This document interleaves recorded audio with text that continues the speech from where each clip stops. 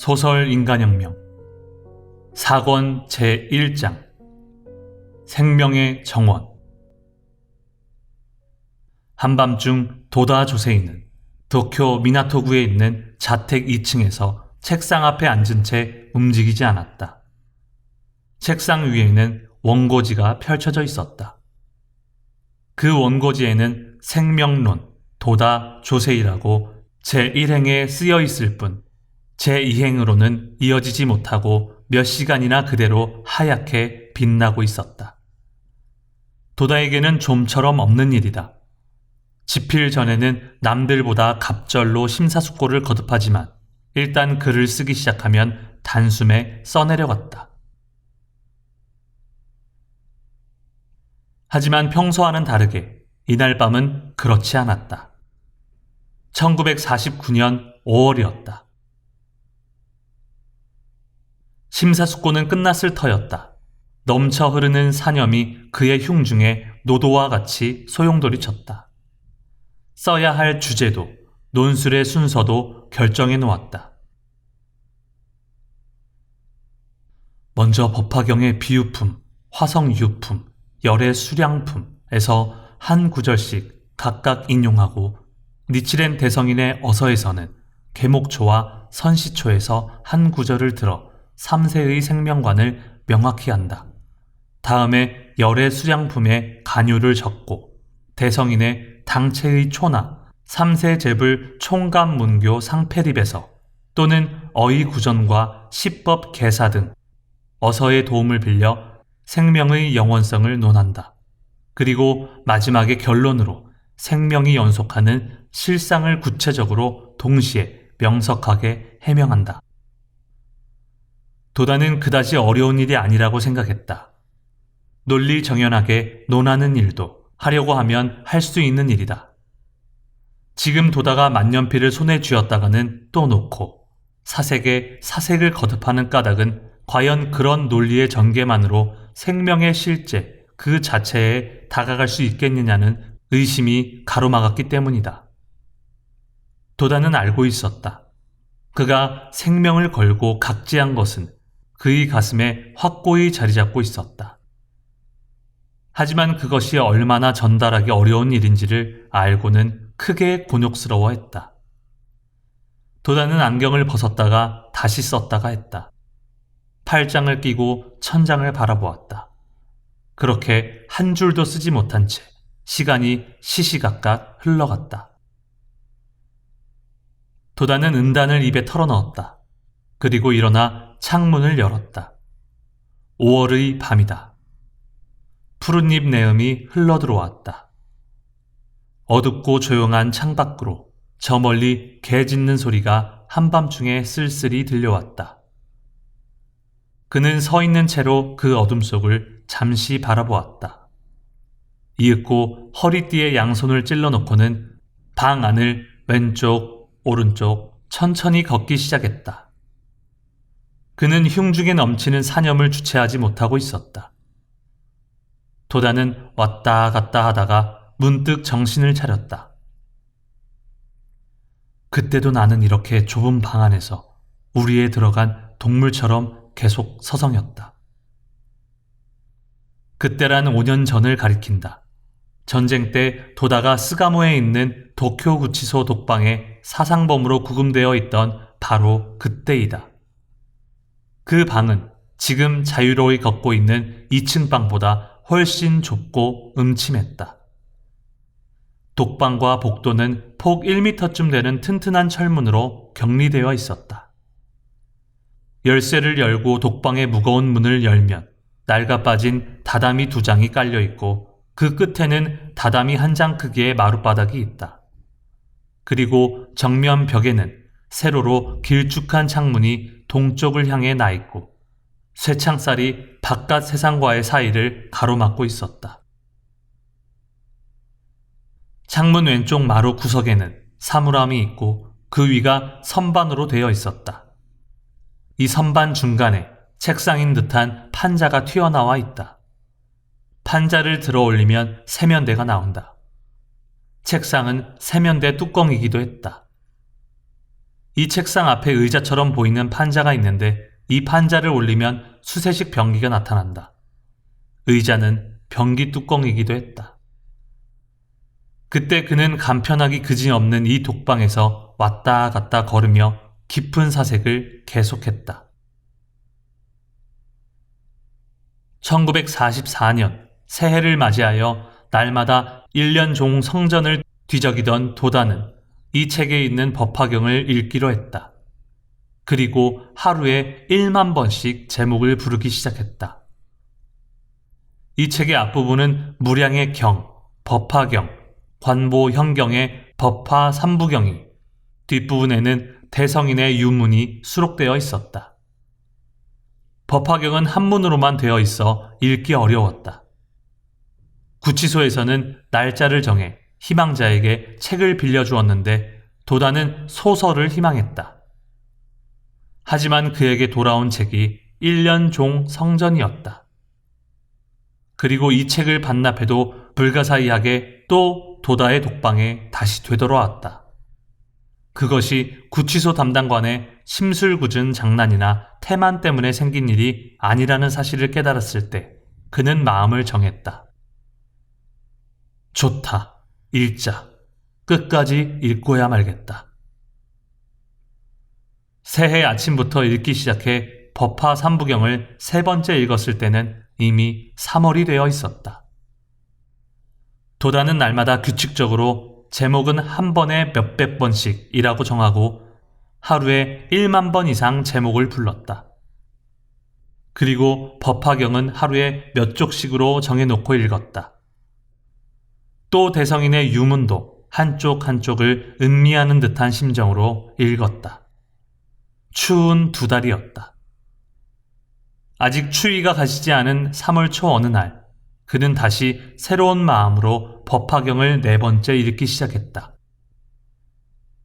법화경의 개경인 무량의 경부터였다. 무량의 경, 덕행품, 제1 여시아문, 일시불주, 왕사성기사 굴산중, 여대비 구중, 12,000인구. 이와 같이 나는 들었느니라. 한때 부처는 왕사성의 기사굴산 속에서 대비구들 12,000인과 함께 부처가 덕행품을 설할 때의 이 정경은 도다 조세이에게 이미 친숙해진 부분이다. 이 정경에 이어서 부처를 찬탄하는 개에 들어가자 그는 자, 여기서부터가 늘 막히는 부분인데 하고 생각하며 진지하게 시선을 집중했다. 대제대오 대성주, 위대하시나이다 크게 깨달으신 대성주여, 무구무염 무소착, 때묻지 아니하고 물들음도 없고 집착하는 바도 없나이다. 천인상마 조어사, 천인상마의 조사이시여, 도풍 덕양 훈일체, 도풍과 덕양이 일체에 감돌며 무부제대 입계, 다시 모든 대입계가 없나이다. 여기까지는 이해했다. 요컨대 위대한 대오 대성주인 부처를 찬탄하는 형용구가 아닌가. 부처의 정각인 상태를 찬탄하는 것에 지나지 않지만 다음 행으로 넘어가면 도대체 무슨 말인지 전혀 알 수 없었다. 알고 있는 것은 기신이라는 말이 부처의 실체를 가리킨다는 것뿐이었다. 기신 비유 역비무. 그 몸은 있는 것도 아니고 또한 없는 것도 아니며 비인 비연 비자타. 인도 아니고 연도 아니고 나도 너도 아니며 비방비원 비단장. 모나지도 아니하고 둥글지도 아니하고 짧지도 길지도 아니하며 비출 비몰 비생멸. 나오는 것도 아니고 숨는 것도 아니고 생도 멸도 아니며 비조, 비기, 비위작. 만드는 것도 아니고, 일으키는 것도 아니고, 만들어지는 것도 아니며, 비좌, 비와, 비행주. 앉는 것도 아니고, 눕는 것도 아니고, 다니고 머무는 것도 아니며, 비동, 비전, 비한정. 움직이는 것도 아니고, 구르는 것도 아니고, 한가함도 고요함도 아니며, 비진, 비퇴, 비안위. 나아가는 것도 아니고, 물러서는 것도 아니고, 편안함도 위태로움도 아니며, 비시, 비비, 비득실. 옳은 것도 아니고, 틀린 것도 아니고, 어둠도 이름도 아니며, 비피, 비차, 비거래. 이것도 아니고 저것도 아니고 가지도 오지도 아니하며, 비청, 비황, 비적백. 푸른색도 아니고 누런색도 아니고 적색도 흰색도 아니며, 비홍, 비자, 종종색. 분홍색도 아니고 자주색도 아니고 갖가지 색깔도 아니나이다. 도다는 이 부분에 뭐뭇이 아니다라는 부정이 34번이나 나오는 것을 확인했다. 그리고 이어지는 개정해 해지견에서 생기고의 다음부터는 또 부처를 찬탄하는 문장으로 되돌아가는데 각종 형용구가 이어진다. 이윽고 부처의 구체적인 모습, 다시 말해 응신으로서의 부처를 표현한다. 이것은 그다지 이해하기 어렵지 않았다. 하지만 34번의 부정이 무엇을 표현하려는 것인지 전혀 알 수 없었다. 서두의 그 몸은 있는 것도 아니고 또한 없는 것도 아니면은 부처의 그 몸이 있는 것도 아니고 없는 것도 아니라는 말과 같다. 불법의 공관으로서 보면 일단 이해할 수 있을 것 같기도 하다. 그러나 그 실체를 명확하게 알 수가 없다. 또 그 몸이 부처의 불변의 본질, 이른바 법신이라고 한다면 그 법신은 결국 무엇이란 말인가? 그것을 모른다면 법신이라 해도 중생이 이해하지 못하는 관념에 지나지 않는다. 도다는 불법의 진수인 대성인 불법을 단순한 관념론이라고는 도저히 생각할 수 없었다. 절대로 그럴 리는 없다고 생각하면서도 아무래도 그 몸의 부처는 관념의 안개에 감싸이고 말았다. 도다 주세인은 이제 앞서 3번을 읽었을 때와 마찬가지로 홀가분하게 읽어 넘길 수는 없었다. 날마다 하는 창제와 지금 법화경을 몸으로 끝까지 읽고 말겠다는 무서운 기백이 그 부분을 어느새 지나칠 수 없게 했다. 그는 생각했다. 34의 비는 형용이 아니다. 엄연히 실제하는 어떤 것을 설명하려는 것이다. 그러나 그 실제는 있는 것도 아니다. 없는 것도 아니다. 네모난 것도 아니고 둥근 것도 아니고 짧지도 않고 길지도 않다고 한다. 움직이는 것도 아니고 구르는 것도 아니고 꼼짝 않고 조용히 있는 것도 아니다. 마치 수수께끼 같은 이것은 도대체 무엇인가? 지금 다만 내가 알고 있는 것은 이런 수수께끼 같은 표현이 아니면 설명할 수 없는 어떤 위대한, 눈에는 보이지 않는 실제가 엄연히 있다는 것이다. 도다는 사색에 지쳤다. 그리고 다시 창제로 돌아갔다. 손에는 종이로 된 우유병 뚜껑을 줄에 끼워 만든 세상에서 보기 드문 염주를 들고 있었다. 도다 주세인은 그 몸이 무엇을 나타내는지 진심으로 이해하고 싶다고 원했다. 그렇지 않으면 이젠 한 걸음도 앞으로 나아가지 않겠다고 정했다. 도다는 법화경에 대해 배수의 진을 쳤다. 그 결의는 이른바 관념적인 결의가 아니었다. 생명의 대결이었다. 알다시피 법화경 해설서나 강의서는 지금까지 무수히 발간되었다. 그러나 옥중에 있는 도다에게 그런 책들은 허락되지 않아 이 부분에 대한 해설은 무엇 하나 떠오르지 않았다. 그도 그럴 수밖에 없는 것이 해설서나 강의서는 대부분 이 부분을 생략한 채 그 앞뒤만 장황하게 설명하고 끝나버렸다. 간혹 그 부분을 해설한 강의도 있지만 부처는 유나, 무라는 구별 밖에 존재한다고 하거나 부처의 작용은 물질 세계와는 관계가 없고 모든 것을 초월한다는 등으로 나와 있었다. 그야말로 요점을 알 수 없는 해석이라고 할 수 있다. 덧붙여서 불교 역사를 거슬러 올라가면 법화경을 가장 잘 이해했다는 천태대사도 이 부분에 관해서는 아무런 언급도 하지 않았다. 훗날 천태종 학의 정당한 흐름을 이어받은 일본 천태종의 전교대사가 주무량의경에서 이 34의 비가 나오는 부분에 대해 해설하고 그 몸을 내 증신을 밝히는 것이라고 해석했다. 내증신이란 내재하는 깨달음의 몸, 다시 말해 내심에 각지하는 불신을 가리킨다.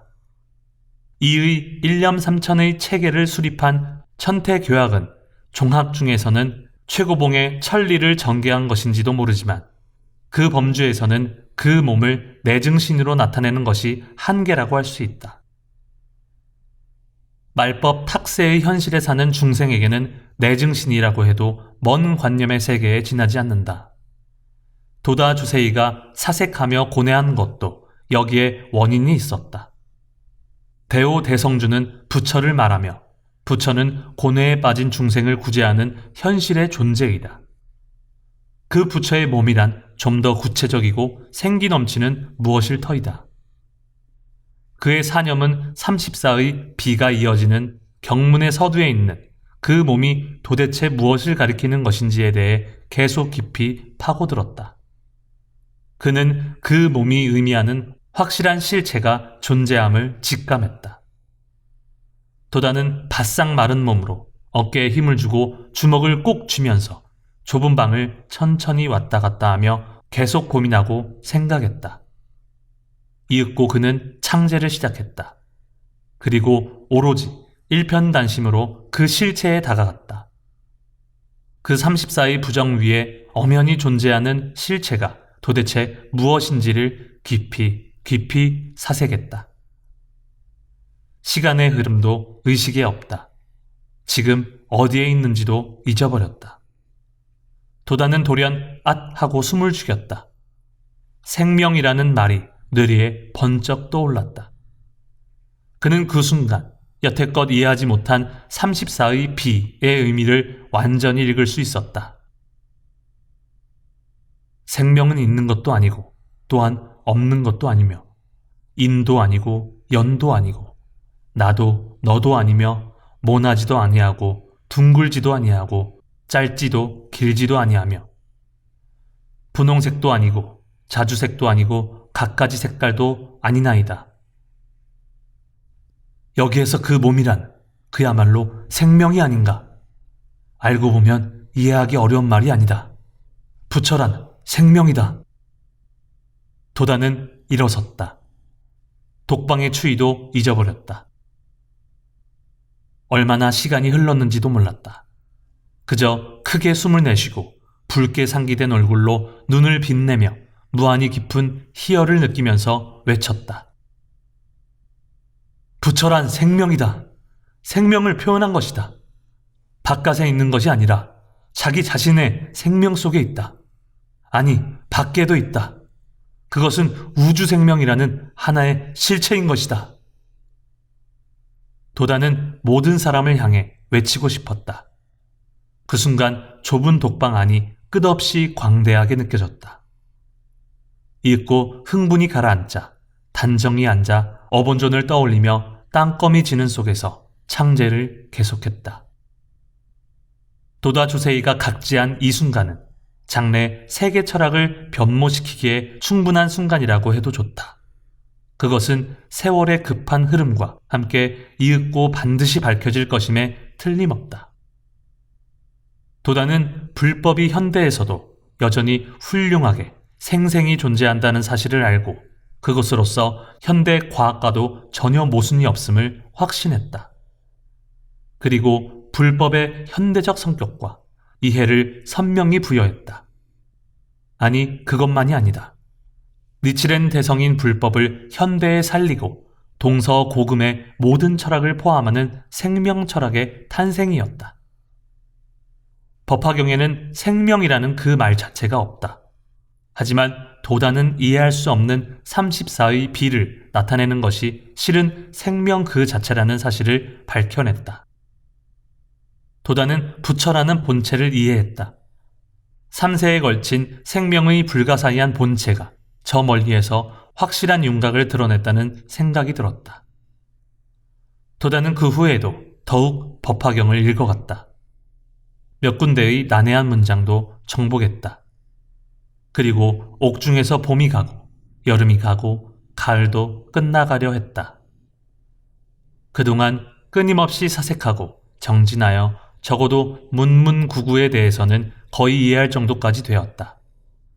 그러나 석조는 법화경 28품에서 무엇을 설하려고 했는가라는 근본적인 의문이 일어났다. 그를 괴롭힌 제2의 문제였다. 일대 성교의 간요가 법화경이라면 그 법화경의 진수는 무엇인가? 그것은 곧 니치렌 대성인의 남묘호랭개교이고 말법에 개연된 10개 호구의 어본전의 귀결한 터이다. 이러한 논리적인 귀결을 그는 이미 충분히 이해했다. 하지만 그것을 움직일 수 없는 실감으로서는 아직 파악하지 못했음을 통감해야 했다. 도다는 추운 독방에서 때때로 혼잣말로 중얼거리는 자신의 정신이 번뜩 드는 일도 거듭했다. 감옥의 창살로 가을의 햇살이 빛났다. 그것을 바라보는 그의 모습은 멍하니 정신을 차리지 못하는 듯이 보였다.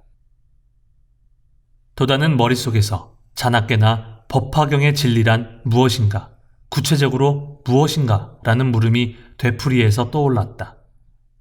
그는 일찍이 없던 고민에 휩싸였다. 법화경은 보기에 따라 인도 고대의 뛰어난 옛이야기에 불과하다고 생각할 수도 있다. 그러나 니치렌 대성인은 어서에서 법화경의 69,384개의 문자는 모두 부처라고 몇 번이고 단정하셨다. 그렇다면 조금도 거짓이 없을 터이다. 대성인은 명확히 아셨을 것이다. 그렇다면 이것은 불초 제자인 이 도다 조세이가 완전히 이해하지 못했다는 이야기일 뿐이다. 전쟁 중의 감옥이다. 그는 영양실조로 고생했지만 더욱 격렬한 사색을 멈추지 않았다. 극한에 달한 피로 속에서 마를 대로 마른 몸을 허술한 옷으로 감싼 채 오로지 창제에 면려했다. 11월 중순, 새해부터 결의한 창제는 이미 200만 번에 가까워지고 있었다. 그러던 어느 날 아침, 도다는 창으로 들어오는 밝은 아침 햇살을 받으며 쾌청한 하늘을 향해 맑은 목소리로 낭랑하게 제목을 부르고 있었다. 그는 무엇을 생각하고 있었을까? 아무것도 생각하지 않았다. 괴멸에 빠진 사업도, 빨리 석방하고 싶다는 애타는 마음도, 공궁이 지낼 처자식도, 같은 감옥 안에 있는 노구의 은사 마키구치 스네사부로도 이때 그의 마음속에서 모두 사라졌다. 굳이 말하자면 요 며칠간 여러 번 반복해서 읽고 있는 법화경 종지용 출품 제15만이 머릿속 한 구석에 남아있었다. 법화경은 한 편의 드라마로 전개되며 그 구성은 3막으로 나뉘어 있다. 영취산에서 시작한 석존의 설법은 도중에 허공으로 옮기고 마지막에 다시 영취산으로 돌아온다. 천공에서 설법을 하는 허공회에서는 석존이 말법의 묘법을 넓히는 사명을 대지에서 용출한 보살에게 의탁하는 의식이 전개된다. 그 지용보살의 출현을 묘사한 것이 종지용출품이다. 도다는 경문에 나타난 그 정경을 마음속에 그렸다. 햇살은 따스했다. 봄을 연상케 하는 산들바람이 도다의 볼을 어루만졌다. 어렴풋한 기쁨이 난데없이 솟아올랐다. 모든 고뇌를 씻어버리는 듯한 청정하고도 평온한 그러면서도 무량한 감동에 감싸였다. 이 모든 보살은 석가모니 불이 설한 음성을 듣고 아래에서 솟아올라왔느니라. 하나하나의 보살은 모두 이 대중을 인도하는 우두머리로서 각기 6만 항하사의 권속을 거느렸느니라. 하물며 5만, 4만, 3만, 2만, 1만 항하사의 권속을 거느린 자이메랴. 하물며 법화경 452쪽. 도다는 자연스레 생각하는 동안에 어느새 허공에 있었다. 무수한 6만 항하사의 대중 속에 있으면서 금색 찬연한 빛을 받으며 어본전을 향해 합장하는 자신을 발견했다. 꿈도 아니고 환상도 아니었다. 그 순간은 몇 초 같기도 하고 몇 분 같기도 하고 몇 시간 같기도 했다. 처음 알게 된 현실이었다.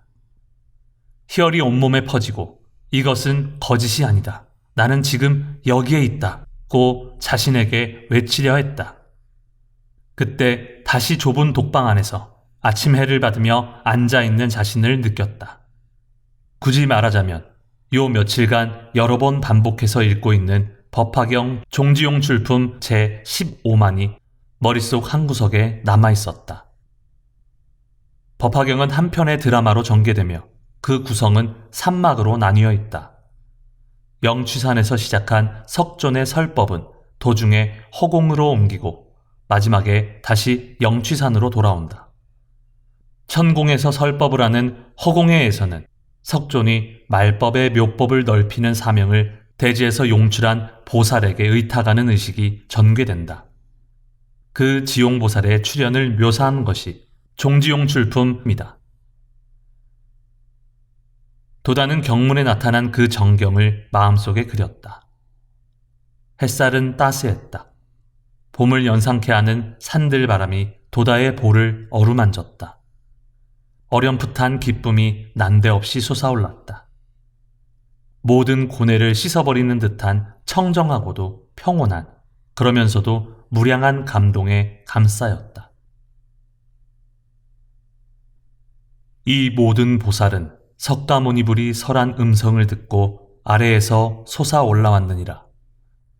하나하나의 보살은 모두 이 대중을 인도하는 우두머리로서 각기 6만 항하사의 권속을 거느렸느니라.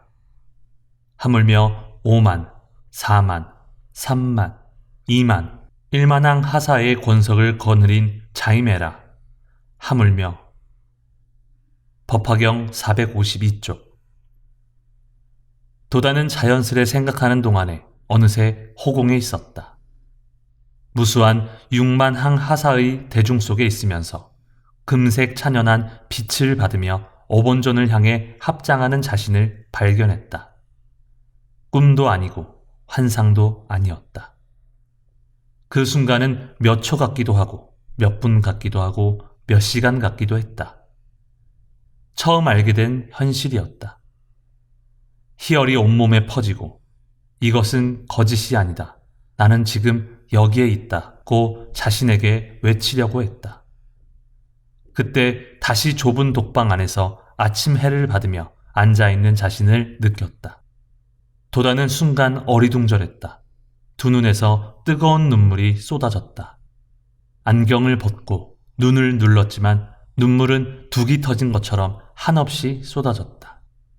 전율하는 환희가 온 생명을 떨게 했다.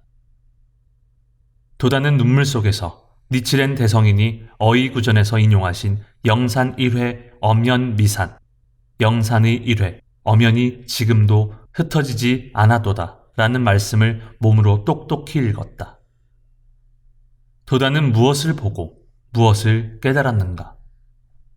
대성인은 3대 비법 품승사에서 이렇게 말씀하셨다.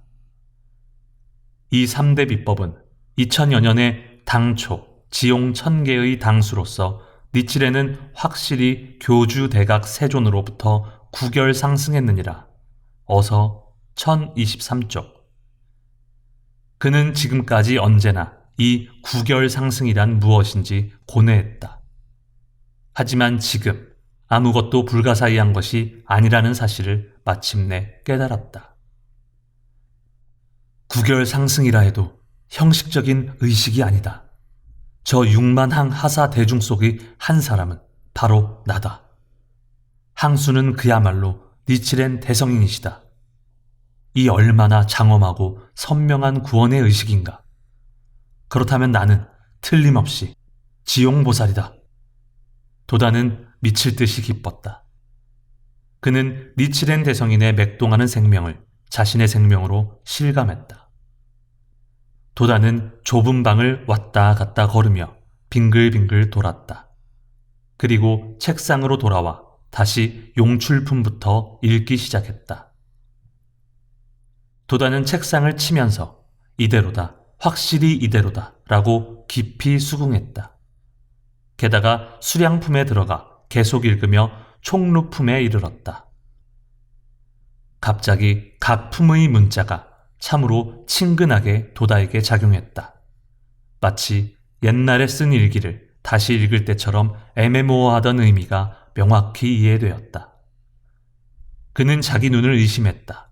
그러나 법화경을 이렇게 이해할 수 있게 된 자기의 마음의 불가사의함을 조금도 의심하지 않았다.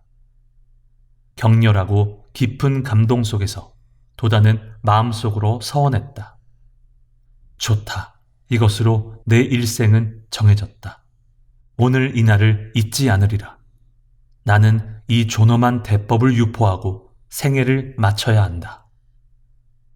동시에 도다는 자신의 사명도 자각했다.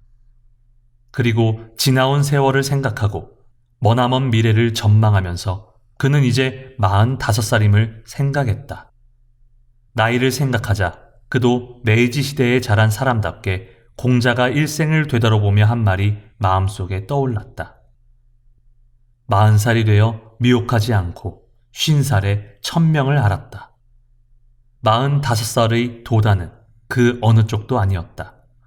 그러나 지금 그는 이 두 개의 경지를 동시에 얻었다.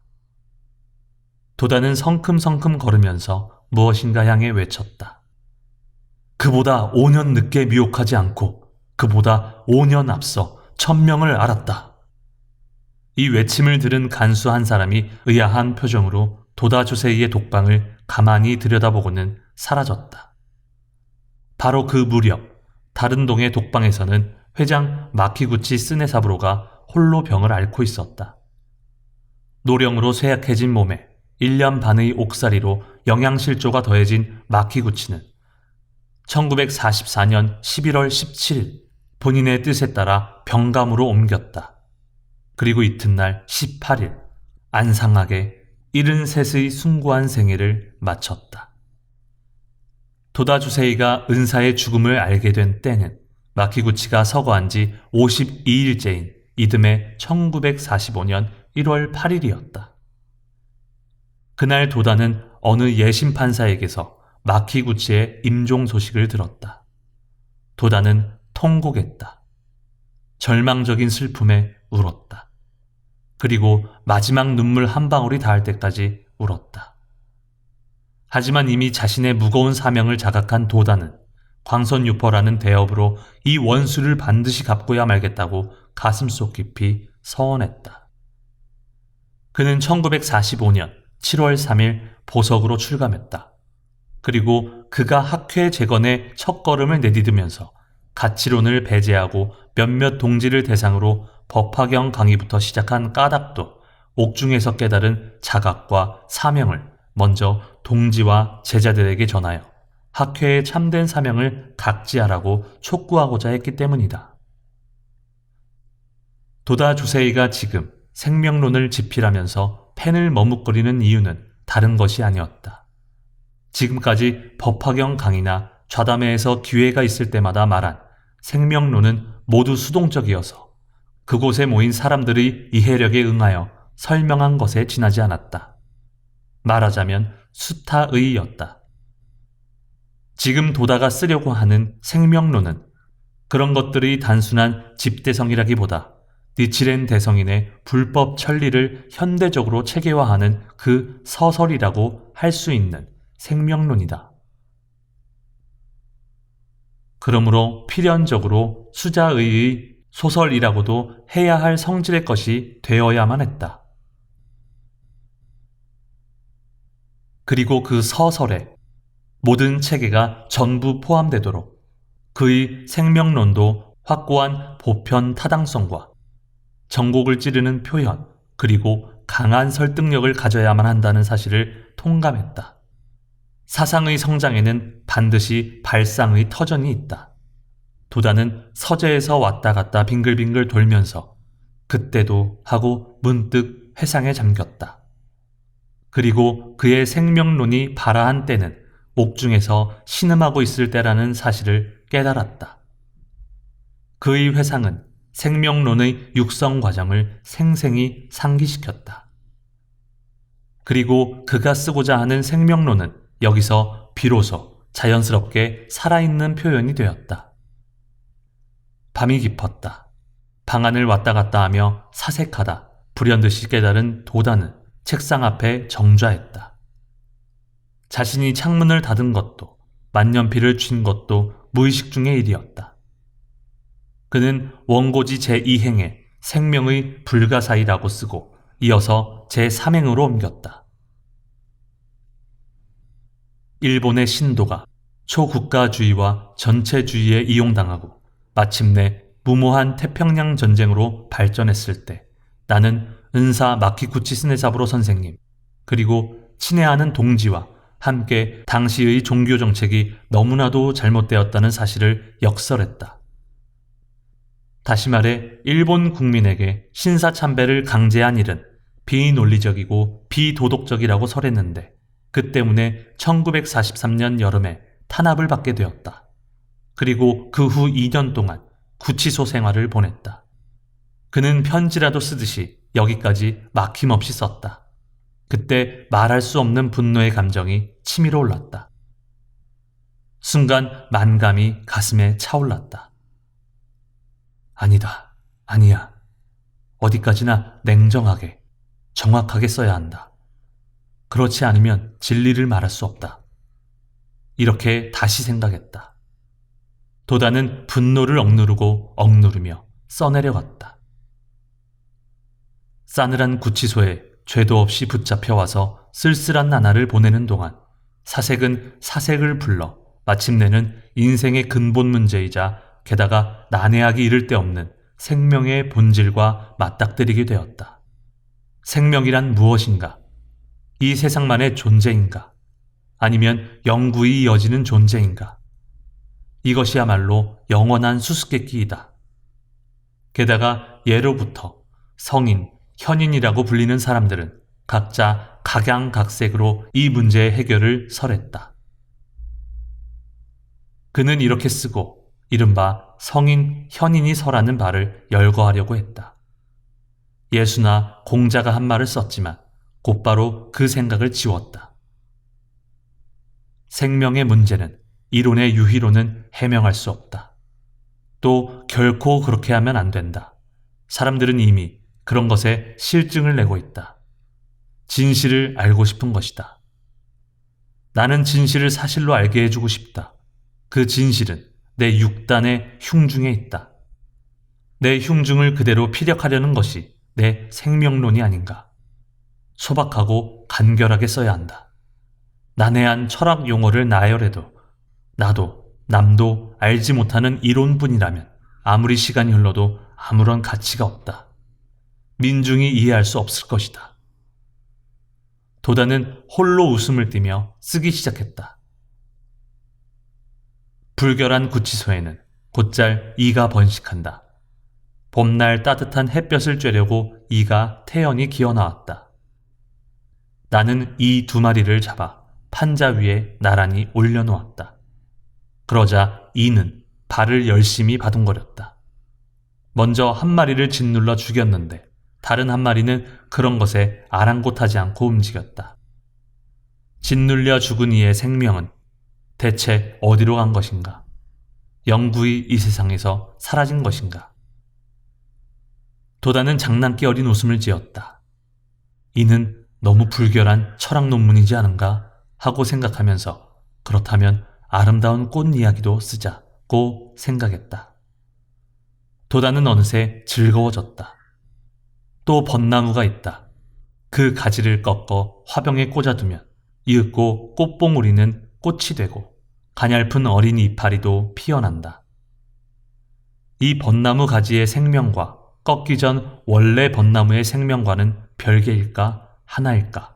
생명은 점점 이해할 수 없다. 난해한 문제를 가장 신변 가까운 곳에서부터 알기 쉽게 알리려고 노력하는 것이 그의 특징이었다. 가장 고원한 천리도 가까운 일상생활 속에 있다. 이 점을 통찰한 도다 조세이는 인류 철학자의 자질을 갖추었다고 할 수 있다. 도다는 이와 벚나무 가지의 생명에서 인간의 생명에 이르게 하면서 그 생사의 문제에 육박해 갔다. 도다가 인간의 생사를 심각하게 생각한 때는 젊은 시절 부모님의 죽음, 딸의 죽음, 아내의 죽음에 직면했을 때였다. 그리고 그들의 죽음을 겪었을 때 경험한 비탄과 고뇌를 그는 언제까지고 잊을 수 없었다. 그 문제를 해결하려고, 아니 자기 자신의 죽음을 상상했을 때의 공포에서 벗어나려고 기독교나 정토교에서 길을 찾았다. 그러나 거기에서도 생명의 문제를 진심으로 이해할 수 없었다고 자기 경험을 있는 그대로 썼다. 그 괴로움을 또 독방 안에서 되풀이했다. 원래부터 과학과 수학 연구에 흥미가 있는 나로서는 이론적으로 깊이 이해할 수 없는 일을 도저히 믿을 수 없었다. 그래서 나는 오로지 법화경과 니치렌 대성인의 어서를 배독했다. 그리고 법화경의 불가사의한 구절을 읽고 그것을 몸으로 완전히 읽고 싶다고 염원하며 대성인의 가르침대로 제목을 끝까지 불렀다. 창제수가 200만 번에 이르렀을 때 나는 너무나도 불가사의한 일에 부딪혀 일찍이 헤아릴 수 없던 경지가 눈앞에서 전개되었다. 기쁨에 몸을 떨며 독방에 홀로 서서 삼세 시방의 부처와 보살 그리고 일체 중생을 향해 이렇게 외쳤다. 5년 늦게 미혹하지 않고 5년 앞서 천명을 알았다. 이런 체험에서 나는 지금 법화경의 생명관에 서서 생명의 본질을 이야기하고자 한다. 도다는 여기까지 단숨에 썼다. 그리고 다시 읽어보았다. 극도의 근시인 그는 원고지를 얼굴에 비비고 읽을 정도였다. 생각보다 간단 명료하게 표현한 것에 도다는 만족했다. 그 이유는 이 서문으로서 앞으로 전개할 생명론이 발상한 토양을 일단 설정할 수 있었기 때문이다. 이 배경이 없으면 자신이 말하고자 하는 생명론의 윤곽이 떠오르지 않을 것이고 또 사람들에게 정당한 이해를 구할 수 없을 것임을 알기 때문이었다. 도다는 겨우 흡족해진 느낌으로 숨을 깊이 쉬고 크게 기지개를 켰다. 그리고 이 원고의 마감이 하루 이틀 앞으로 다가왔음을 떠올리고는 논술의 순서를 적어둔 메모를 펼쳐 점검하기 시작했다. 그러나 그 뒤로는 아무리 길어져도 괜찮다고 생각했다. 그리고 새 원고지에 3세의 생명이라고만 쓰고 나머지는 내일 쓰기로 하고 아무렇게나 들어놓았다. 기분 좋은 피로감이 도다의 온몸을 감쌌다. 한밤중은 어느새 새벽에 가까워지고 있었다. 도다가 밤을 새우면서까지 이 생명론을 완성하려고 한 까닭은 새로운 기관지 대병련화의 창간호 발간이 눈앞에 다가왔기 때문이다. 그때까지의 기관지 가치창조는 창가교육학회의 회보로서 1941년 7월에 제1호를 발행했다. 그러나 군부 정부가 폐간을 명령해 1942년 5월에 제9호로 막을 내렸다. 그리고 전쟁이 끝난 뒤에 가치창조는 창가학회 기관지로서 새롭게 복관되어 1946년 6월에 제1호를 발행했다. 그러나 패전 직후였으므로 구독자 수가 적고 도쿄에서 지방으로 연락하는 역할만 했다. 등사판 인쇄로 8쪽에서 수십 쪽 정도의 소책자이다. 그것이 지금은 회원수가 증가하여 등사판 인쇄로 대응하기에는 한계가 있었다. 1948년 10월 제16호를 낼 무렵에는 활판 인쇄로 바꿔야만 했다. 그 연말에 임원회에서 이것을 의제로 다루자 가치 창조를 활판 인쇄로 하자고 만장일치로 결정했다. 도다 조세이는 이 기관지를 본격적인 월간 종교 잡지로서 발간하고자 했다. 그리고 이름도 대백년화로 했다. 1월부터 편집 책임자인 고니시 다케오와 야마다이라 주헤이는 여러 가지 계획을 세웠다. 그렇지만 원고도 지금까지의 4대배나 더 모아야 한다. 집필진도 많이 필요했다. 연재 논문이나 평전 같은 것도 실어야 한다. 알짜배기 체험담도 중요하다. 하지만 편집 계획을 확정하지 못한 채 1월과 2월이 지나고 3월이 되고 말았다. 도다 조세이는 모두의 자유로운 토의와 의견을 언제나 존중했다. 그러나 이때만은 결국 보다 못해 편집 계획을 즉시 결정하라고 명했다. 편집 책임자들은 머뭇머뭇하며 계획서를 제출했다. 계획서를 손에 든 도다는 웃고 말았다. 이러다간 언제까지 기다려도 잡지가 나오긴 어렵겠군. 날마다 얼굴을 맞대고 사는 동료끼리만 쓰려고 해봐야 쓸만한 게 나올 리 없지. 첫째, 학자도 없을 뿐더러 문장에 능숙한 평론가도 없지 않은가. 등사판을 활판으로 바꾸는 것뿐이라면 너무나 보잘것없지 않은가. 굉장한 종교 잡지다. 이 잡지는 학회원 이외의 세상 사람들에게도 읽게 해야만 하는 잡지란 말이네. 자네들은 뭔가 착각하고 있지 않은가? 아닙니다. 권두 논문은 선생님께서 얼마든지 길게 써주십시오. 나머지는 저희가 차례차례 타 종의 교의를 들어 철저하게 파절해. 야마다이라 주헤이가 기를 쓰고 설명하려고 했다. 도다는 그 말을 가로막고 계획서를 옆에 놓으면서 말했다. 야마다이라, 그건 내가 쓰겠네. 얼마든지 쓸 수 있지만 생각을 좀 해보게. B5판 32쪽이면 원고지가 대체 몇 장 필요한가? 게다가 월간지이다. 적당히 하는 계획으로는 한 호만으로도 숨이 막히고 만다. 더욱더 대담하게 시야를 넓혀서 먼저 자네들의 틀을 부숴야 한다. 새로운 일이라는 것은 지금까지의 우리 틀을 부수는 것부터 시작해야 한다. 가치 창조의 틀을 부수고 대백년화로 크게 비약해야 한다. 잡지 편집이라는 것은 자기 자신이 달마다 탈피하지 않으면 금방 매너리즘에 빠지고 만다. 나는 잡지를 만들고 있기 때문에 그 사실을 잘 알고 있다. 야마다이라 등은 당황하고 말았다. 도다는 계획서를 쓴 초고를 다시 훑어보면서 딱 잘라 말했다. 그러면 오늘 결정하자. 책의 첫머리는 미즈타니 예하에게 발간 축사를 부탁하면 된다. 그리고 대백년화 제목도 부탁하면 어떨까 한다. 권두원도 나더러 쓰게 할 셈인가? 권두 논문도 쓰는데 할 수 없군. 둘 다 쓰겠네. 그리고 은퇴하신 호리 예하에게도 부탁해 놓았는가?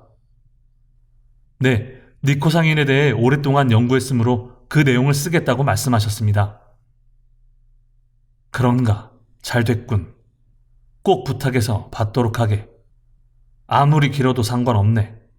몇백 장이라도 몇천 장이라도 좋습니다. 라고 모두 함께 가서 부탁하게. 참으로 어려운 논문이라서 우리로서는 잘 이해가 가지 않을지도 모르지만 장난스럽게 웃으며 말하는 도다를 보며 모두 안도했다. 이 글이 훗날 호리 니치코의 명저 후지 니치코상인 상전이 되리라고는 누구 한 사람 알아채지 못했다. 호리곰의 종무총감도 뭔가 써줄 테지. 종문 쪽은 이만하면 충분하지만 문제는 이쪽 집필진이다. 야마다이라 주헤이는 편집 책임자 중 한 사람으로서 뭔가 말해야 했다. 선생님, 올해 들어 국조회의 야마다 도모오 씨에게 편지로 법론을 도전한 회원이 있습니다. 한번 답장이 있었다고 들었습니다. 그래서 또 써서 보냈더니 이번에는 감감무소식이어서 가마쿠라까지 가서 여러 가지를 확인했지만 그다지 확실치 않아 다시 편지를 써보냈는데 아무런 응답이 없다고 합니다. 그래서 법론을 공개장으로 쓰고 싶다며 벼르고 있습니다만 야마다 이라의 이야기가 여기까지 오자 도다가 받아치듯 그 자리에서 말했다. 쓰게 하게. 양쪽이 서로 힘껏 법론을 벌이게 하는 동안에 누가 보더라도 그 승열과 정사를 확연히 알 수 있겠지. 아무리 혼자서 올바르고 뛰어나다고 말해도 상대가 없으면 그 올바름은 선명하게 드러나지 않는다. 오중 상대도 삼중 비전도 그렇다. 불법의 법문이라는 것은 모든 상대 위에 절대를 확립하는 것이다. 대성인 어서의 훌륭함은 바로 여기에 있다. 도다는 헛기침을 하더니 말을 찾기라도 하듯 잠시 침묵했다. 모두 조용히 다음 이야기를 기다렸다. 도다는 흥분하여 자기도 모르게 말에 힘이 들어갔다. 상대가 상대만으로 끝난다면 아무런 의미가 없지 않은가. 상대에게 일격을 가하려면 일단 상대의 수준까지 내려가야 한다. 그러면 이윽고 상대의 오류도 약점도 모순도 자연히 알 수 있다. 그래서 그런 과오들을 깨닫게 하고 어떻게 올바른 논점까지 끌어올릴 것인가.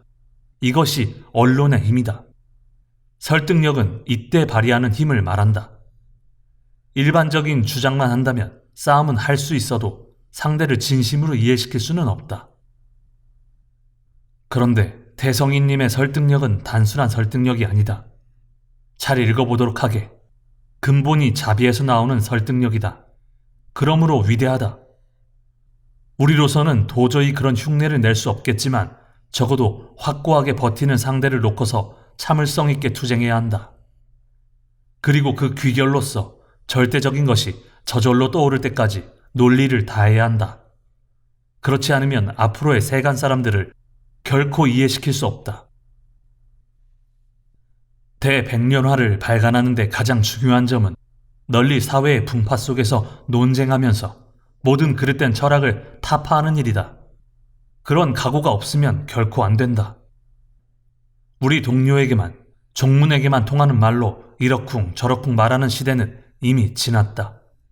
좀 더 극단적인 내 생각을 말한다면 종교 분야에서만 통용되는 이론으로 충분한 시대는 반드시 사라진다. 광선유포라는 것은 다른 종교의 잘못만을 타파하면 끝나는 것이 결코 아니다. 모든 사상을 비교 연구하여 대성인의 대생명 철학이 얼마나 위대한지를 증명해야 한다. 지금부터는 이 점이 가장 중요해진다.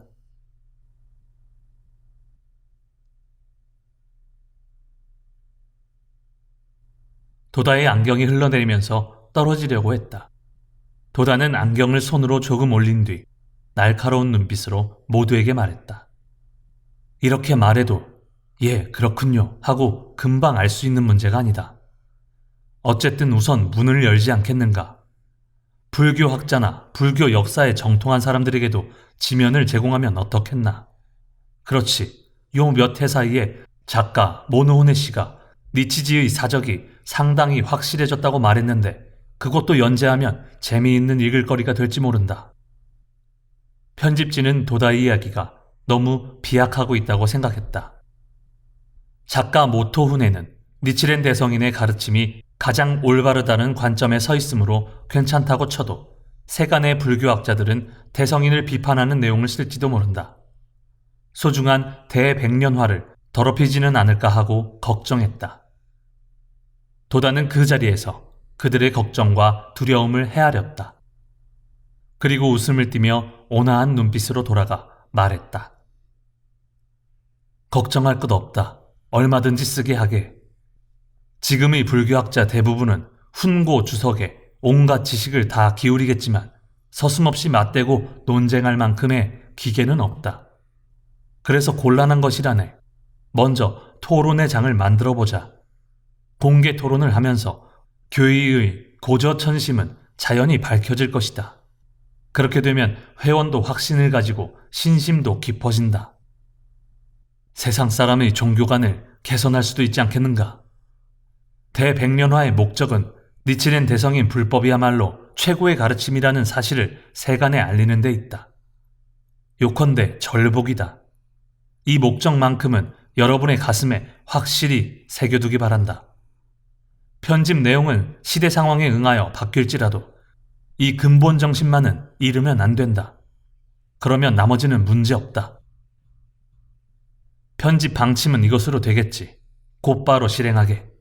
모두 빨리 분담해서 집필자를 만나게. 대백년화 창간호의 골격은 참으로 싱거울 정도로 간단히 결정되었다. 도다의 결정은 석 달 동안이나 이래저래 애태우던 편집진에게 활기를 불어넣었다. 앞이 막혀 활기를 잃은 편집진은 금세 되살아났다. 그리고 도다는 대백년화의 창간을 맞이해 그가 반평생의 신심으로 얻은 확신의 결정체라고도 해야 할 생명론을 널리 세상에 이야기하는 것을 제1성으로 하자고 생각했다. 도다 조세이는 부동의 확신을 가지고 생명의 실제를 믿었다. 그것은 생물학적이나 또 의학적인 의미도 아니고 현세의 생사에 한정된 생명도 아니다. 또한 이른바 영혼이라는 존재와도 다른 생명 그 자체의 실제였다. 법화경의 장구를 문증으로 하여 전세, 현세, 내세, 이른바 3세에 걸친 생명의 실제를 도다는 믿을 수 있었다. 그는 석존보다도 훨씬 깊고 더욱 본원적인 생명의 실제를 설한 니치렌 대성인의 어의 구전 등의 여러 어서를 배독하고 그때마다 깊은 감동을 느끼면서 사색을 거듭했다. 추록한 이래의 그 사색은 명경에 비추듯 확고했다. 단지 그것을 사람들에게 전하는 일이 얼마나 어려운지를 알고 주저하는 것에 불과했다. 그가 법화경 강의를 몇 번이고 되풀이한 까닭도 그 때문이고 강의 때마다 제자들이 이해할 수 있는 한계도 알아야만 했다. 도다는 3세의 생명장을 쓰면서 의기양양한 얼굴로 냉소를 보낼 현대 지식인들의 얼굴을 문득 마음속에 떠올렸다. 그는 도전하듯이 계속 썼다. 많은 지식인들은 이것을 미신이라고 비웃고 부정하리라. 그러나 나야말로 자기 생명을 과학적으로 생각하지 않고 부정하는 그 사람들의 멍청함을 비웃고 싶다. 무릇 과학이 인과를 무시하고 성립할 수 있겠는가? 우주의 모든 현상에는 반드시 원인과 결과가 존재한다.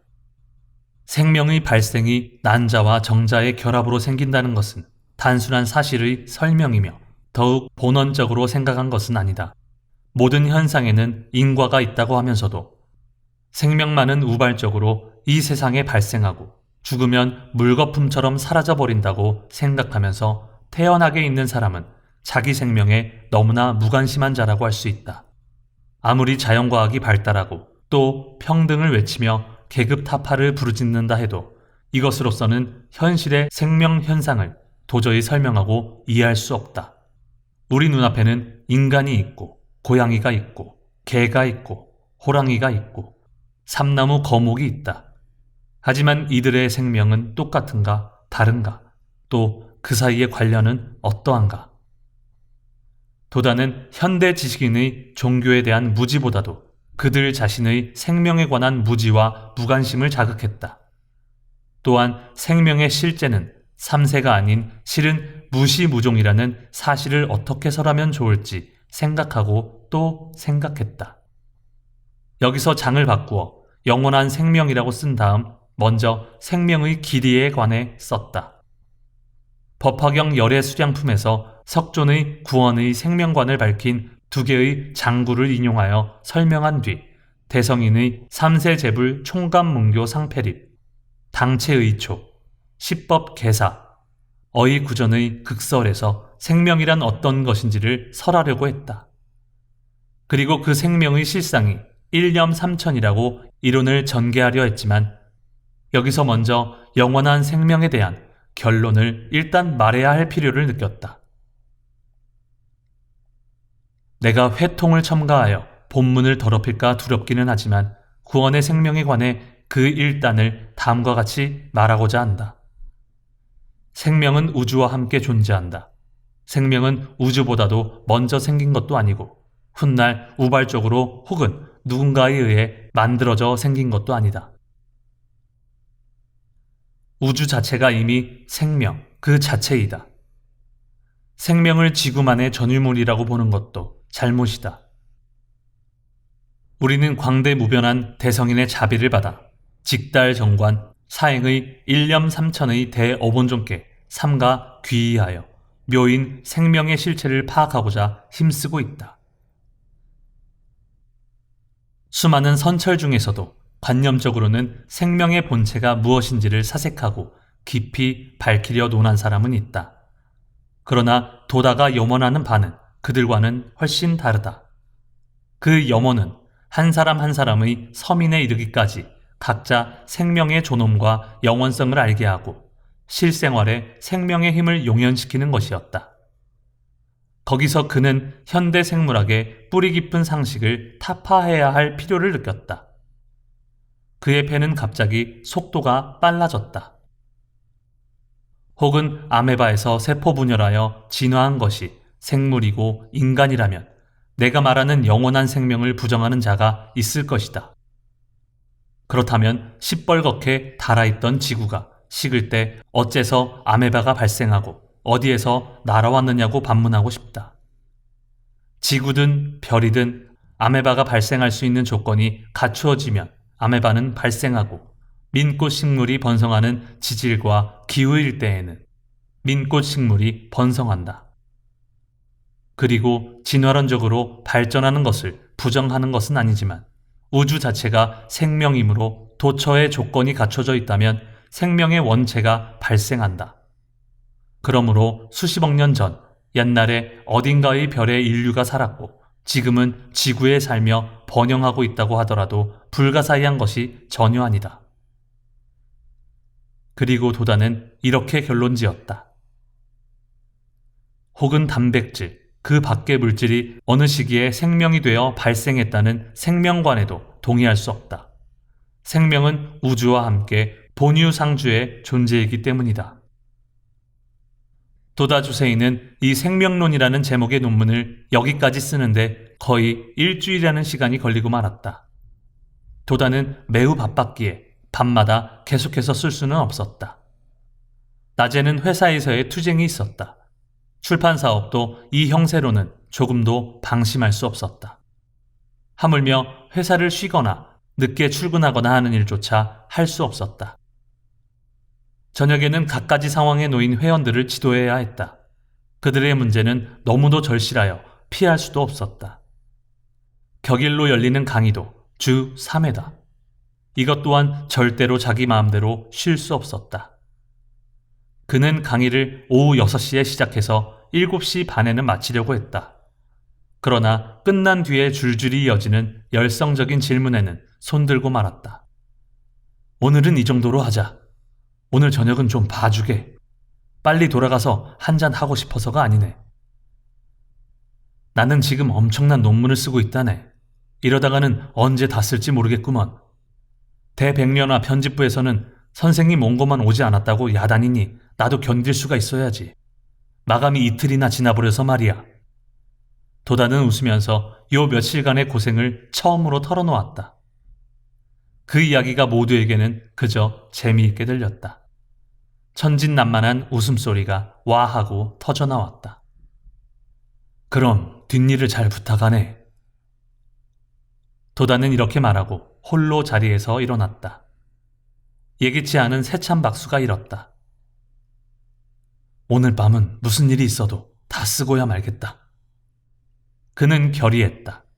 문을 나와 발걸음을 서두르는 그의 장신은 약간 구부정해 보였다. 집에 돌아온 도다는 책상 앞에 털썩 앉았다. 이미 밤 9시가 지났다.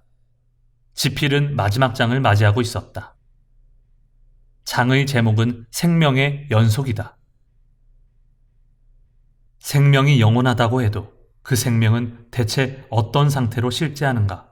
마침내 현실적인 문제가 되었다. 이 세상에 살아있는 동안의 생명은 누구라도 알 수 있다. 하지만 사후의 생명은 어떻게 되는가? 이것이 가장 큰 문제이다.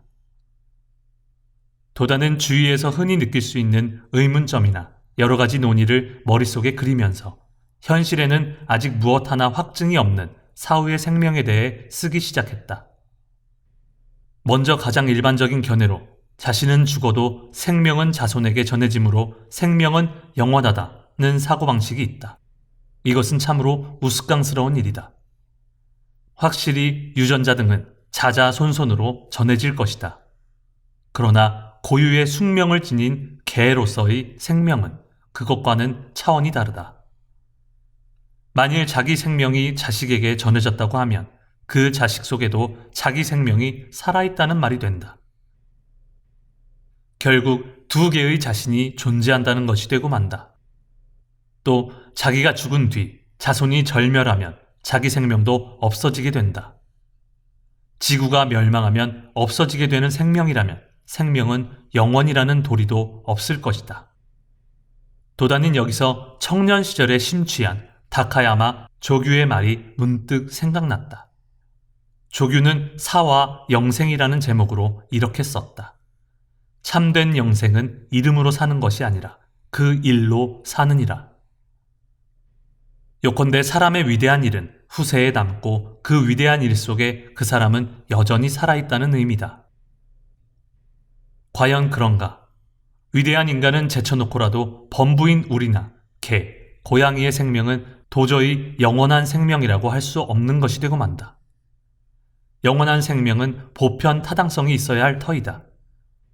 명성이 후세에 남았다고 하더라도 그 사람이 지닌 생명의 연속과는 다른 이야기다.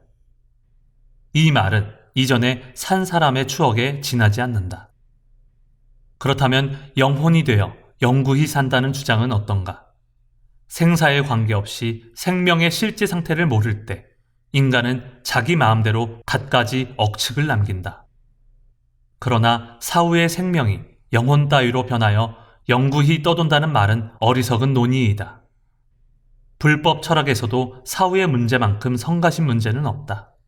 그야말로 최고의 불법적 소양이 필요한 문제이기 때문이다.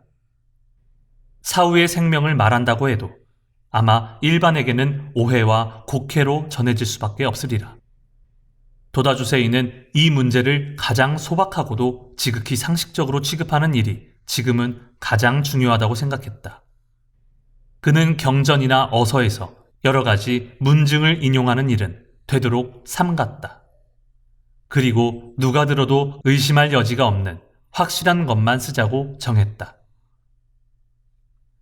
수량품의 자아계에는 방편현열반이라고 있는데 죽음은 하나의 방편이라고 나와 있다.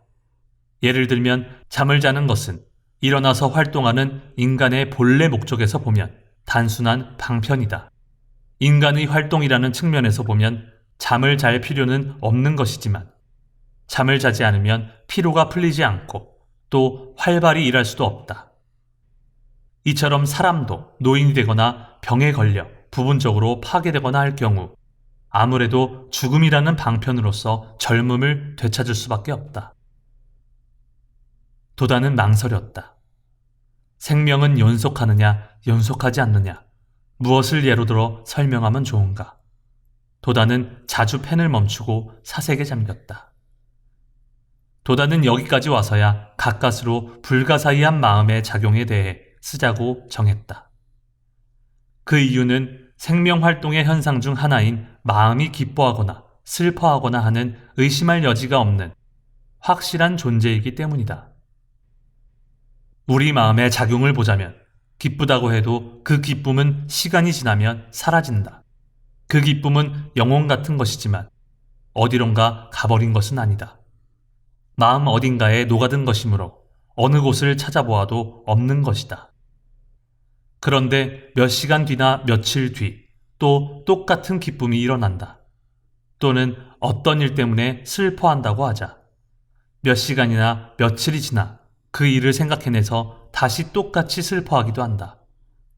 사람은 흔히 슬픔을 새로이 했다고 말하지만 앞의 슬픔과 뒤의 슬픔은 훌륭히 연속하고 있으며 그 중간은 어디에도 없다. 똑같은 현상이 우리 일상의 잠자는 경우에 나타난다. 잠자는 동안 마음은 어디에도 없다. 그런데 잠에서 깨자마자 마음은 활동한다. 잠잘 때 마음이 없고 일어나면 마음이 있다. 있는 것이 사실인가, 없는 것이 사실인가? 있다고 하면 없고, 없다고 하면 나타난다. 도다는 원고를 다시 읽었다. 불법 철학에서 가장 난해하다고 하는 존재에 관한 공의 개념을 자연스럽게 확실히 논했다고 생각했다. 그 부분은 만족스러웠다.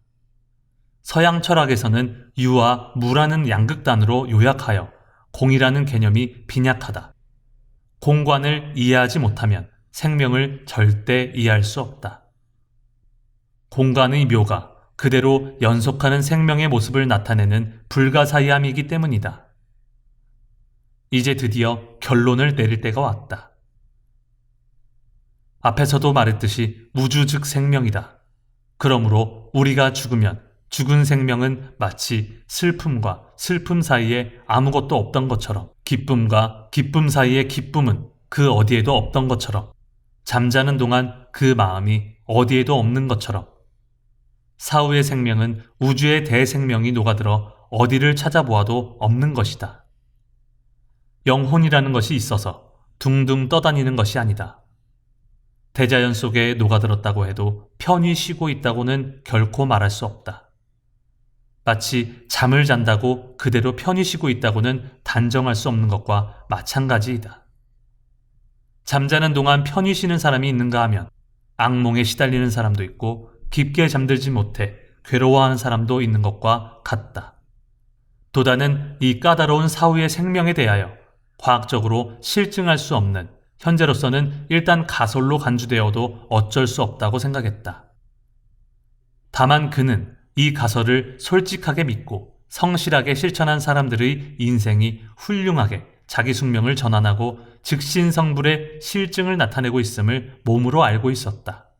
도다는 반드시 언젠가는 이 가설이 진실이라고 증명될 때가 오리라고 깊이 확신했다. 불법의 우주관과 생명관은 20세기 중반에 이르러서야 천문학 등에 의해 과학적으로 계속 증명되고 있다. 마찬가지로 도다 조세이의 생명론도 이윽고 그 진실이 틀림없이 증명될 날이 올 것이다. 동양의 예지라고도 해야 할 불법의 날카로운 직관은 현대의 무시할 수 없는 추세가 되었다. 다만 세계의 지식인은 이 예지의 진수가 니치렌 대성인의 생명 철학에 있다는 사실을 깨닫지 못하고 있다. 또 설령 깨달았다고 해도 곧바로 믿으려 하지 않을 뿐이다. 그리고 현대에서 미래에 걸쳐 새까맣게 번지는 불행이라는 심연 앞에 서성이고 있다. 도다 조세이는 현대의 이 풍경에서 어리석은 인간의 표정을 가슴 아픈 심정으로 응시했다. 그리고 그는 막다른 골목에 서 있는 모든 사람에게 그릇됨이 없는, 그리고 뛰어나고 날카로운 직관을 나눠주고자 염원하고 실천한 것에 지나지 않는다. 도다는 마지막으로 이렇게 결론지었다. 경문을 자세히 보고 불법의 극의를 가슴에 간직하면 이 사후의 대생명에 녹아든 모습을 자연히 회득할 수 있으리라. 이 사후의 생명이 어떤 연에 닿아 우리 눈에 보이는 생활활동이 되어 나타난다. 마치 눈을 떴을 때 어제의 마음활동 상태를 지금 또 그 뒤를 쫓아 활동하듯이 새로운 생명은 과거 생명의 업인을 그대로 받아 이 세상의 과보로서 계속 살아야만 한다. 이처럼 자고 일어나고 일어나면 다시 자는 것처럼 태어났다가 죽고 죽었다가 다시 태어나는 영구한 생명을 보유하고 있다. 이 생명론은 불과 원고지 30장 정도로 알기 쉬운 논조로 썼다.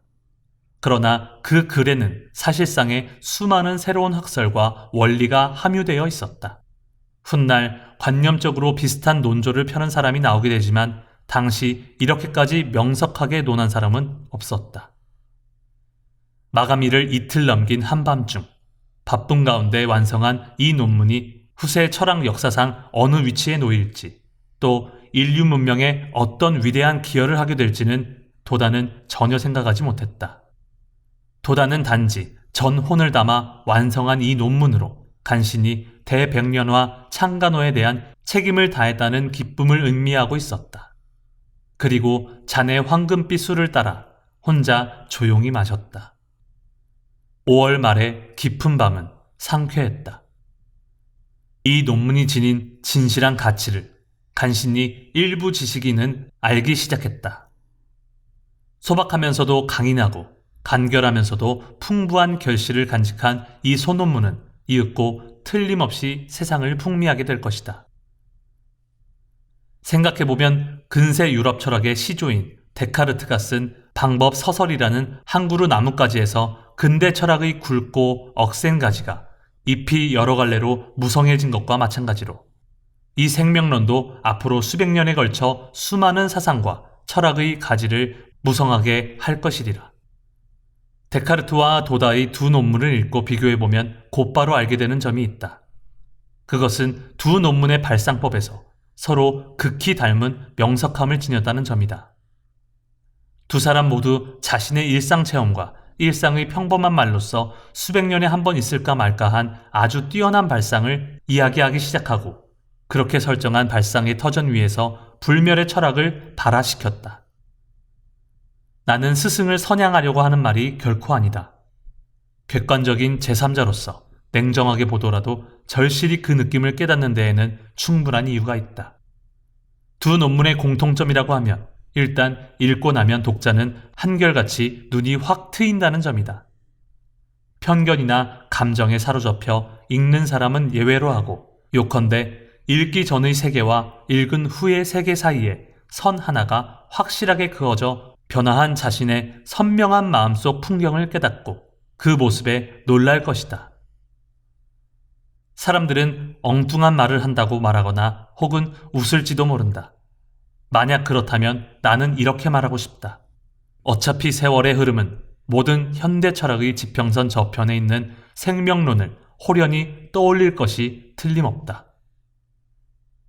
단 생명론과 방법 서설의 다른 점은 도다 조세이가 모든 삼라만상의 3세에 걸친 생명의 실제를 근본으로 한 것에 비해 데카르트는 사물의 진위나 시비를 판별하는 판단력과 양식, 다시 말해 이성의 실제를 근본으로 하여 거기에 부동의 확신을 두었다는 점이다.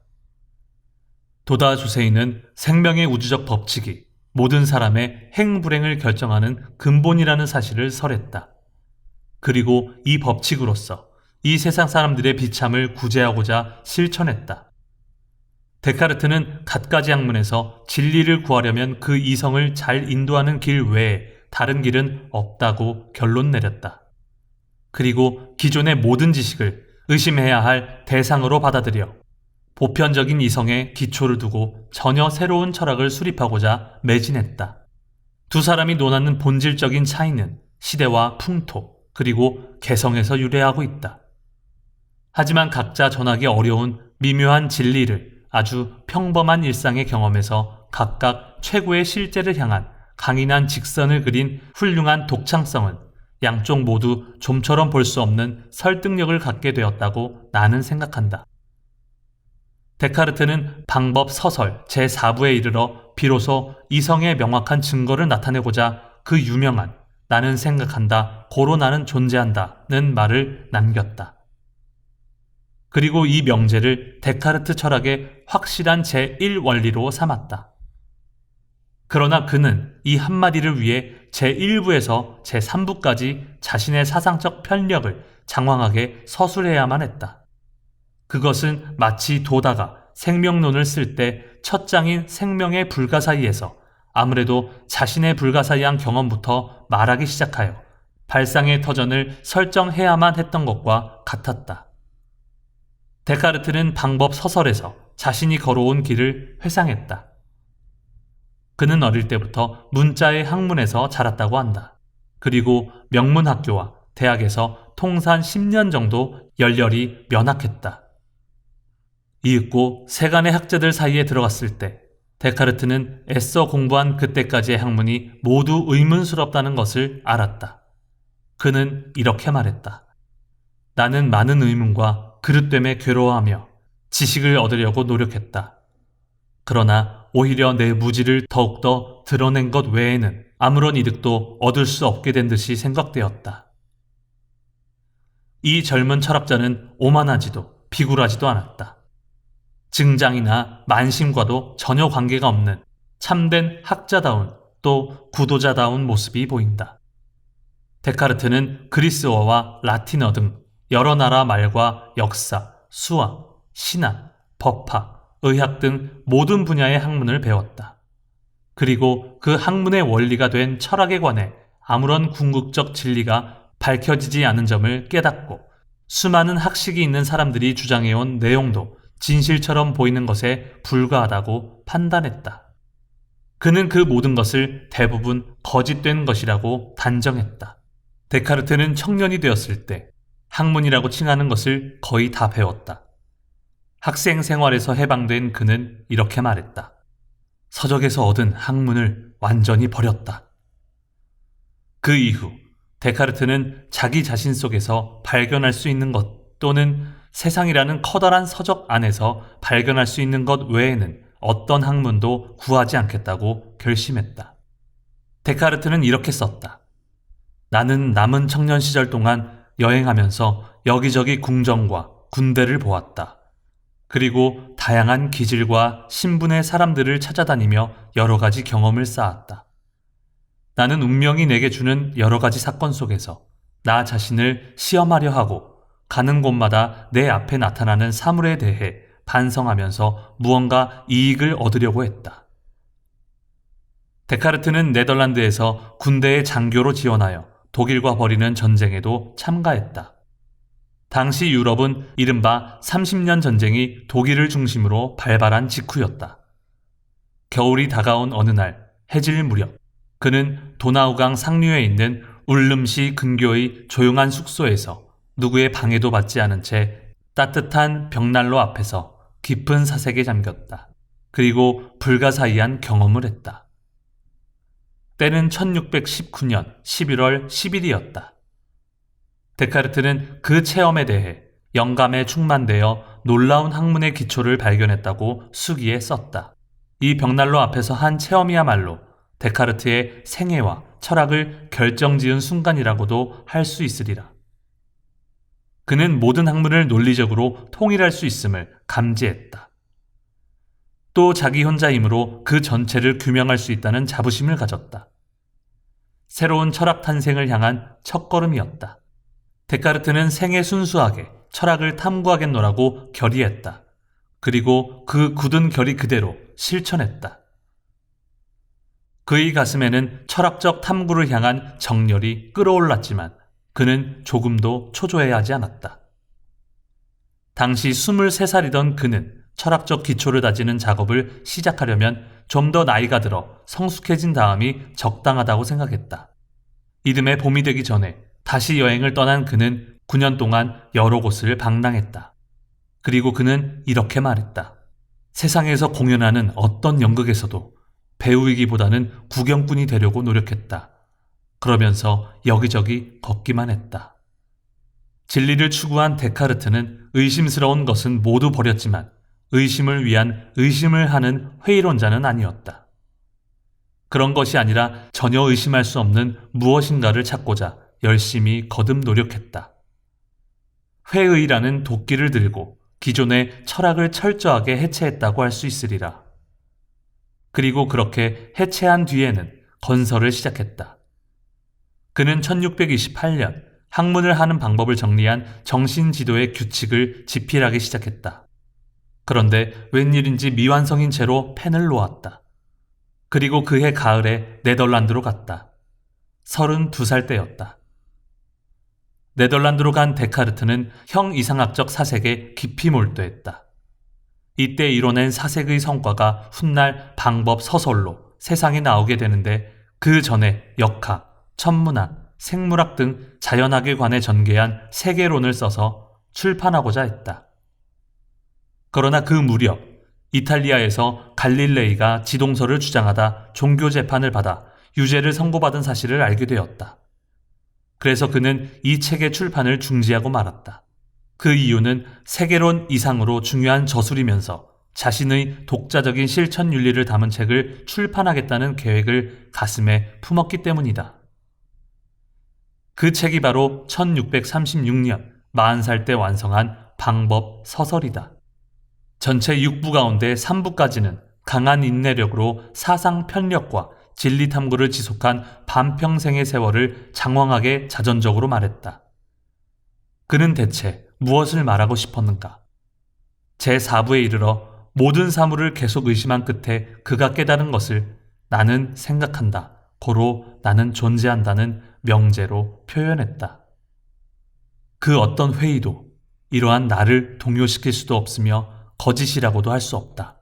모든 것이 거짓이라고 생각하는 동안에도 그렇게 생각하는 나만은 필연적으로 어떤 존재이어야만 한다. 데카르트는 생각하는 나라는 존재를 그의 철학 제1원리로서 안심하고 받아들일 수 있는 진리로 삼았다. 여기에 이르러서야 그는 진실한 철학의 확실한 기초를 둘 수 있게 되었다고 생각했다. 그를 여기까지 이끌고 온 것은 상상도 아니고 감각도 아닌 명석한 이성이었다.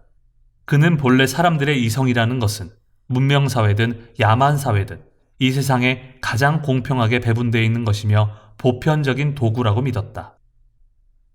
데카르트에 관해 지면을 조금 할애한 이유는 우여곡절 끝에 부동의 진리에 겨우 이르러 그것을 간단한 말로 표현하려면 얼마나 깊은 사색과 참신한 발상이 필요한가를 확인하고자 했기 때문이다. 도다 조세이의 생명론은 지극히 명쾌하지만 너무 단순하다고 생각하는 사람도 있을지 모른다. 하지만 그 이유는 민중을 위한 철학을 확립하고자 했기 때문이다.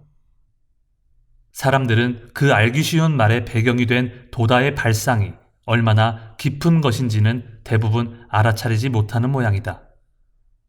그 생명론의 깊이를 깨달은 사람도 참으로 드물지 않을까 생각한다. 도다는 데카르트와 달리 발상의 터전을 서술하면서 생명의 불가사의라는 첫 장에서 원고지 몇 쪽밖에 쓰지 않았다. 그는 사색의 과정을 쓰기보다도 생명 변혁의 길을 설하는 데 최대의 주안점을 두었다.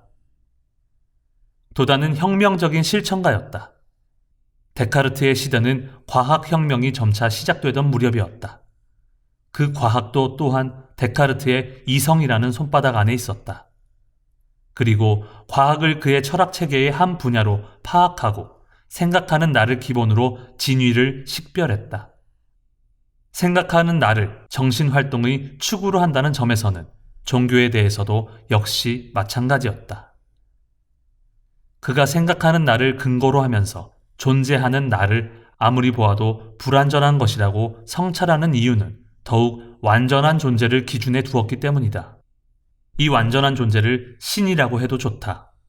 그러나 이 신은 불완전한 내가 멋대로 생각해낸 것이 결코 아니다.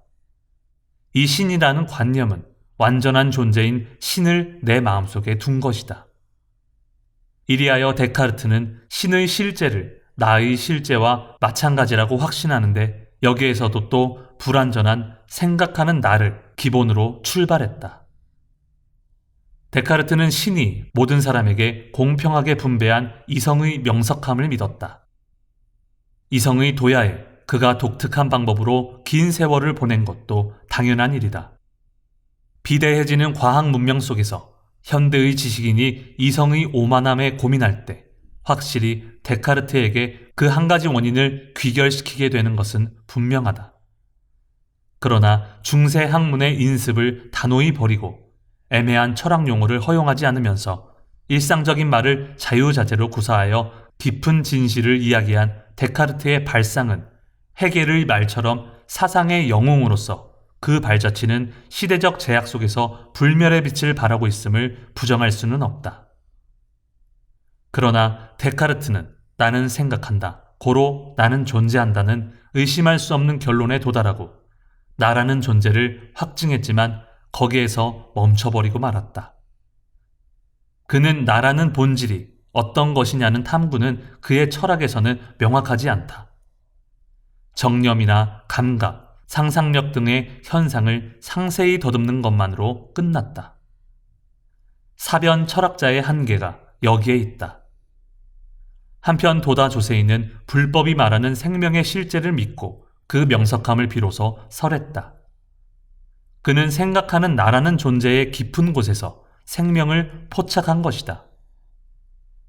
도다는 니치렌 대성인의 가르침대로 모든 고난을 견디며 순수하게 실천한 끝에 생불일여, 요컨대 중생도 부처도 하나라는 생명의 실상을 알았다.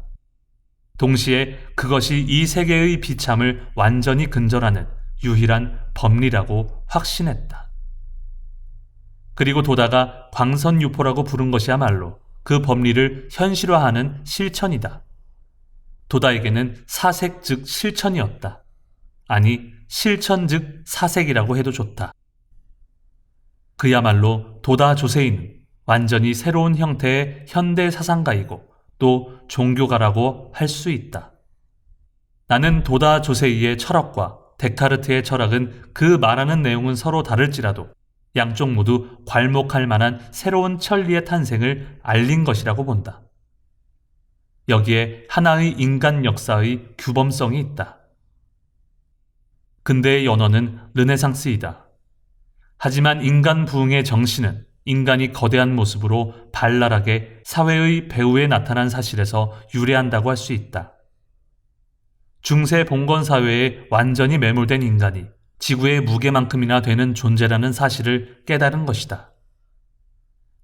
인간의 자유, 평등, 존엄이라는 선명하고 강렬한 부르짖음은 사회의 대변혁을 가져왔다.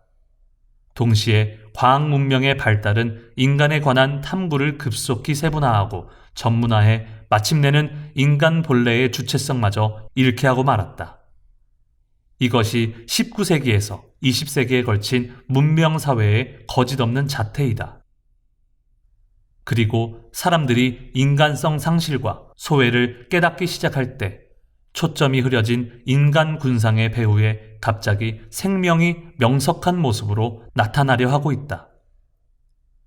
20세기 중반이 지나자 생물학자들은 뜻밖의 생명의 신비에 도전하기 시작했다. 제2차 세계대전 후 생화학은 눈부시게 발전했다. 생명의 문제에 대한 관심이 높아진 것은 대단히 좋은 일이라고 생각한다. 그러나 생명을 물질적인 측면에서 파악하겠다는 기획에 따라 유전 정보를 전하는 DNA 등이 발견되었지만 생명의 불가사의가 그리 간단히 해명되리라고는 생각하지 않는다. 어디서 와서 어디로 가는가? 생명의 본질적인 신비는 이 물음 속에 있다. 시험관이나 현미경으로 파악할 수 있는 것은 생명 현상의 일면뿐이 아니겠는가? 결국 우리 자신의 존재가 생명 그 자체인 것이다. 그렇다면 인간의 주체성을 회복하기 위해서라도 그것을 해명하는 데 중점을 두어야 한다. 도다 조세이의 생명론은 참으로 새로운 생명의 세기의 여명을 알리는 선언서라고 하지 않을 수 없다. 앞으로 생명에 관한 다양한 실험을 하고 다채로운 논의가 비등하게 될 것이다. 그리고 여러 가지 가설도 등장할 것이다. 그리고 도다의 논문 어느 부분을 과학적으로 실증하게 되는 일도 아마 있을 것이다. 그의 생명론이 참된 광채를 발하기 시작하는 날은 그때라고 나는 확신한다. 사람들이 생명을 탐구하다가 미로에 빠져 앞이 막힐 때 돌아가야 할 고향인 생명론을 알고 뜻밖의 행복을 음미할 때도 틀림없이 올 것이다. 나는 또 그날을 기다릴 것이다. 데카르트는 근대 문명의 여명에 즈음하여 얻기 힘든 세상의 소금이었다.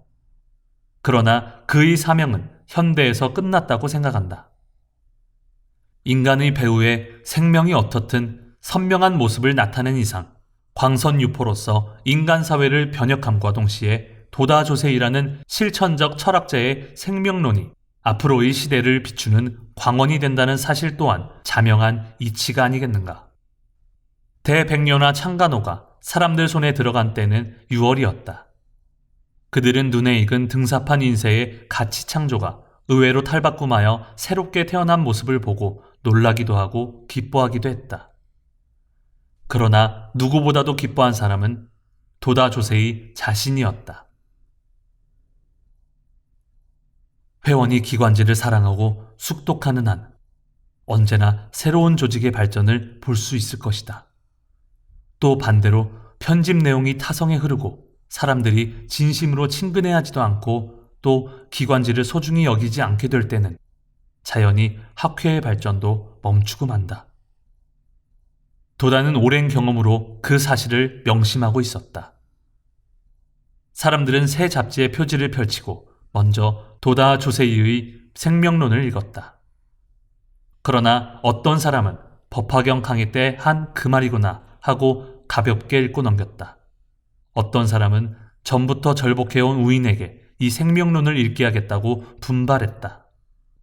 또 어떤 사람은 불가사의한 감명을 주체하지 못하고 자신의 박약한 교학력을 부끄러워했다. 사람들의 인상은 가지각색이었다. 그러나 뛰어난 이 철학 논문이 21세기 생명의 세기를 위해 순수한 진리를 말하고 있다는 사실을 깨달은 사람은 없었다. 야마모토 시니치가 도다의 출판사에서 편집 일을 시작한 지도 이미 반년이 지났다. 그는 창간호를 가지고 돌아와 밤늦게까지 생명론을 숙독하기 시작했다. 갑자기 선명하고 강렬한 감동이 그를 덮쳤다. 시니치는 잠시 멍한 채 앉아 있었다. 그러다 몸의 피로를 느끼고 이부자리를 펴서 자리에 누웠다. 방은 어둡고 머리는 여전히 뜨거웠다. 그러나 가시지 않는 흥분은 그의 수면을 언제까지고 빼앗고 말았다. 시니치는 잠시 후 잠자리에서 빠져나와 스탠드에 스위치를 켰다. 그리고 책상에 노트를 펼쳤다. 그는 이 밤의 감동을 자기 나름대로의 표현에 의지하고자 깊은 생각에 잠겼다. 시구가 한 구절 한 구절 떠오르기 시작했다. 그리고 연필이 종이 위에서 움직이기 시작했다. 젊은이에게 기대한다. 오, 새벽 하늘을 뚫고 무수한 광채를 바라며 찬란히 태양은 떠오른다. 아, 그 찰나의 감동. 경탄하는 생명의 전율.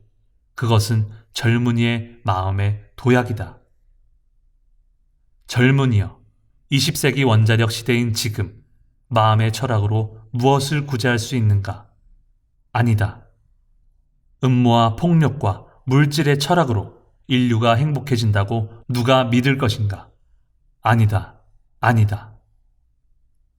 생명의 본질을 명증하고 우주의 본원을 밝힌 니치렌 대성인의 위대한 철학에 젊은이여 나는 몸을 던지련다.